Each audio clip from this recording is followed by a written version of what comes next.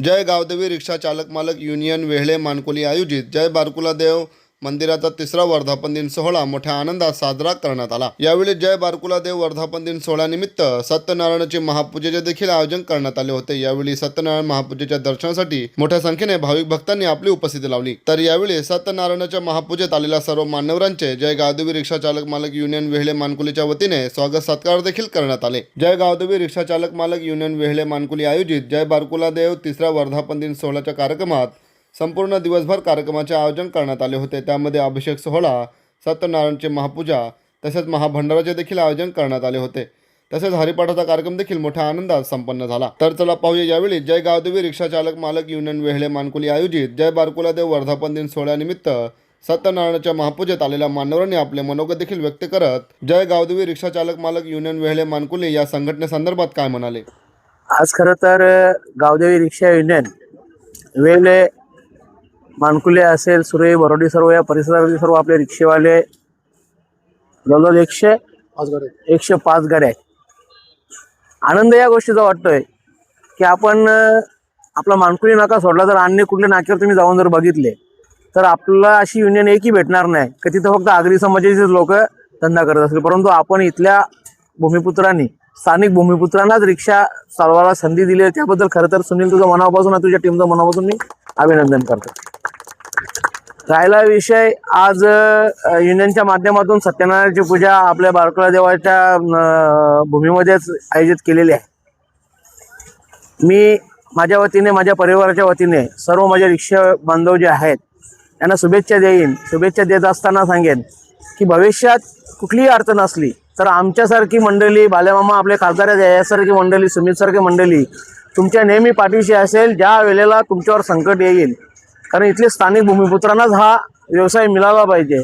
कारण आपण अनेक ठिकाणी जर बघितलं तर बाहेरील प्रांत येऊन घुसखोरी करण्याचा प्रयत्न करतात, परंतु आपण हे टिकून ठेवलेलं आहे की ज्याचा रिक्षा असेल तोच रिक्षा चालक आणि तोच मालक, या दृष्टिकोनाने आपण इथं ही युनियन स्थापन केलेली आहे। भविष्यात ही युनियन भरभराटीची हो आणि माझ्या प्रत्येक रिक्षावाल्याचा दिवस हा आनंदाचा जावो अशी मी तुम्हाला शुभेच्छा देईन। मी सर्वप्रथम बारकुला देव यांना नमन करून, मला वाटते किती वर्ष झाले सुनील दादा? 8 वर्ष झाले ना।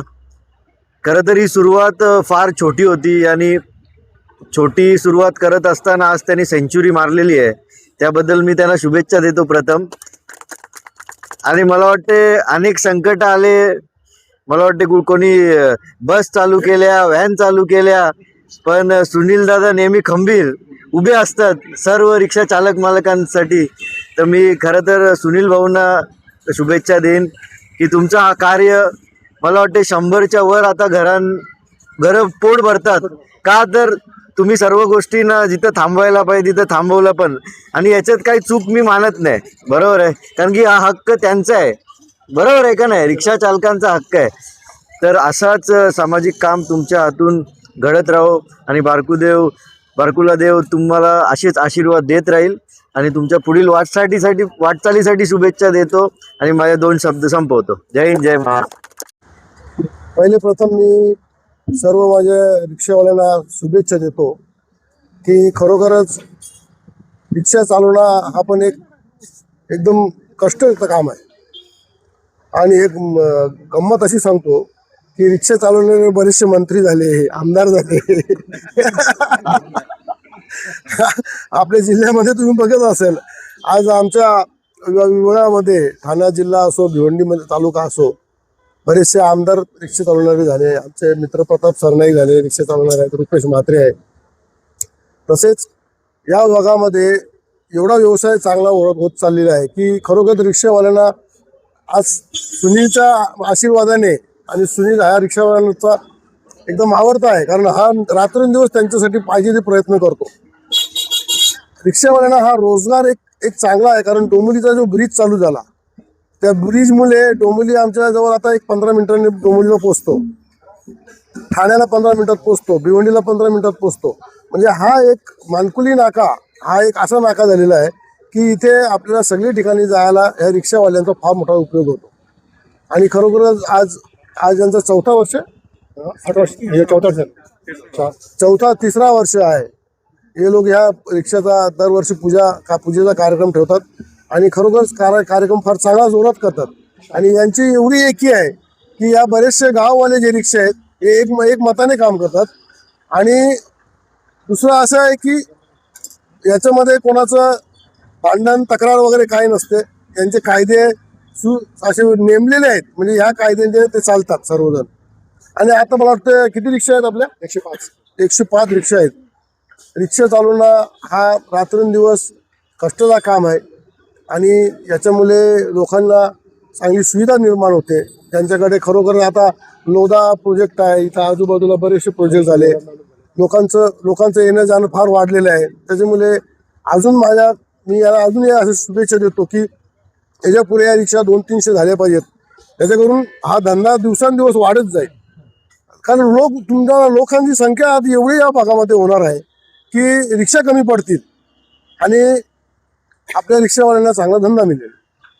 यांनी एकजुटीने असंच राहावं आणि पुढच्या भविष्यासाठी आपले मुलाबाळांसाठी चांगलं योगदान मिळेल असे मेहनत करून प्रयत्न करावे.